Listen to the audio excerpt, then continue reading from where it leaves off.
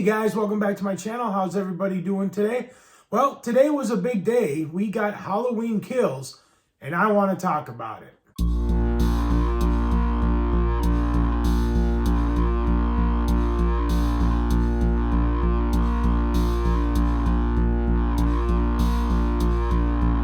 So before I started watching Halloween Kills, I decided I was going to watch the Halloween from 2018 again. I'd only seen it one time, and I didn't see it in the theaters, and I just ended up buying it, I think, on 4K when it came out, and I think it got released in it was March or April, and I remember the first time I watched it, I couldn't really get into it because I was watching a Halloween movie in March or April. It didn't really do much for me, so I was like, well, I don't remember much about it, so I'm going to rewatch it. So I did have it here, and I kind of just wanted to show this because I like this steelbook. And I wanted to show the back because I really like that too. It was pretty cool. But I did watch that just so I could be refreshed, kind of going in, because Halloween Kills takes off exactly where that movie leaves off. So I figured it'd be fun. So I would do that. And I did enjoy it much better the second time around. So now getting into Halloween Kills, one major thing that people need to keep in mind going into this movie is that it has the unfortunate placement of being the middle film of a trilogy. So you got to keep that in mind.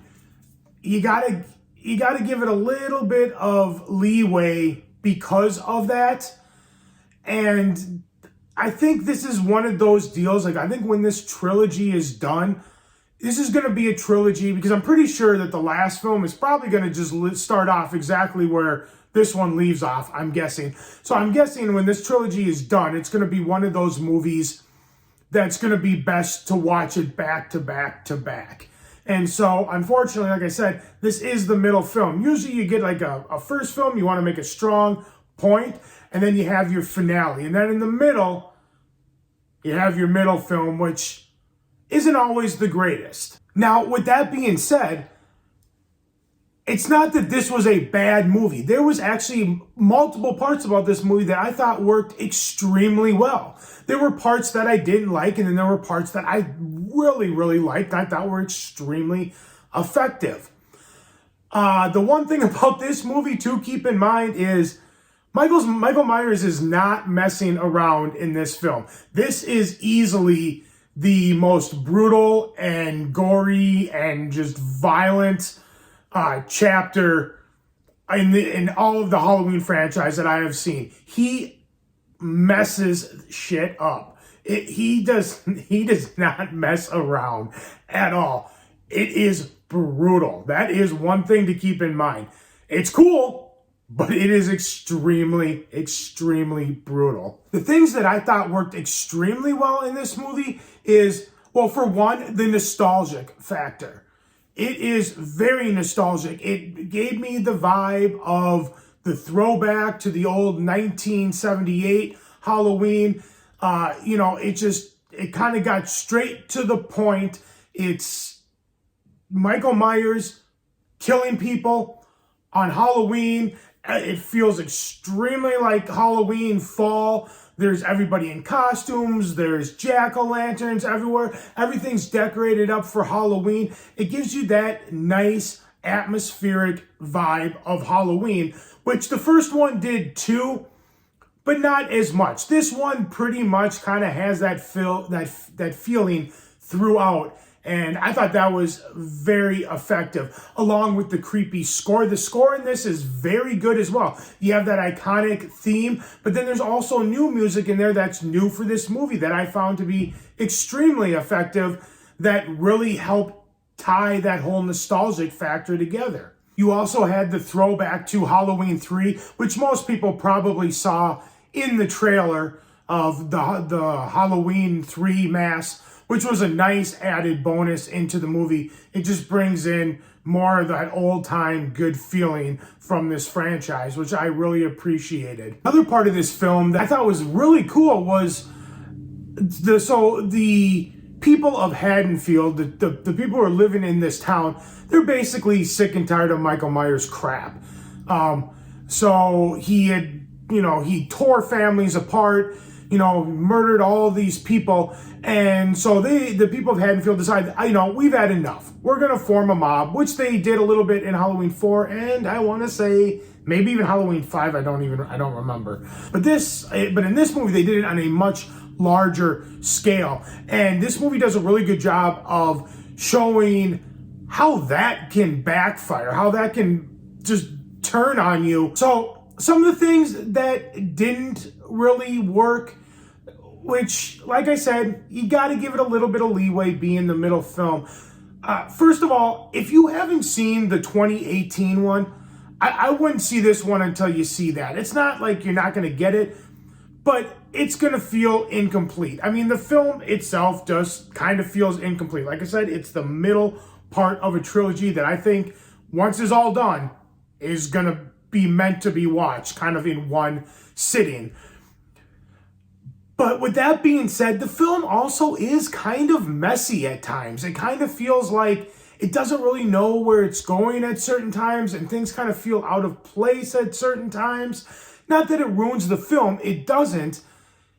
It just seems a little out of place at times. Like, it just doesn't know where it's going to go. There were some aspects to the film, though, that I found to be kind of just boring and drawn out and slow. For the most part, the film is paced pretty well, but there are a few scenes that kind of drag a little bit, where I kind of found myself a little bit bored. It wasn't often, but it's something to be aware of, that they are in there from time to time. And the introduction to this movie, I thought was kind of weak. It was a little bit underwhelming. Like in the 2018 version of Halloween, it has the two investigative reporters at the sanitarium visiting Michael Myers, and Michael Myers hasn't said anything to anybody in 40 years, and that investigative reporter gets up close to him and he pulls the iconic mask, kind of one of those masks, out and holds it up, and he's like yelling, say something, and then it cuts into the opening credits and it's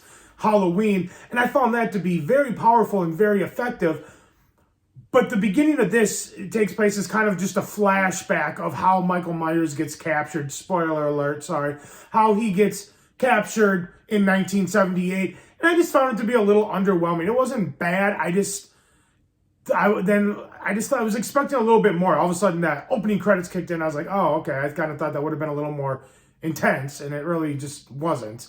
So overall, if you want a good old-fashioned nostalgic Halloween serial killer slasher, Michael Myers walking around messing shit up type movie, you're gonna 100% get that.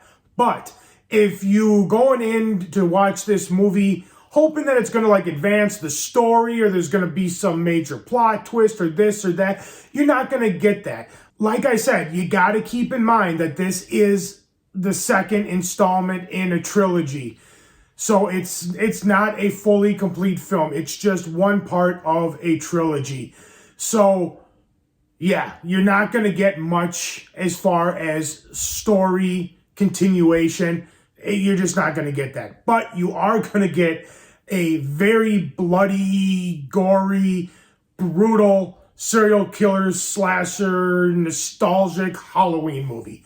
And for that aspect, it's an absolute blast. And I think if that's what you're going in there for, you're gonna like it a lot. But if you want anything more than that, you're gonna probably be a little bit disappointed. But all those parts that maybe aren't in this one are probably gonna be in the next one. So like I said, when this is all done, and you can watch all three right in a row, I think the entire trilogy is going to satisfy most fans of the franchise. Well, that's it, guys. That's all I got for you today. If you like this video, give it a big thumbs up, like, share, comment, subscribe, all that fun stuff. And I will see you guys in the next video. Take care. Bye.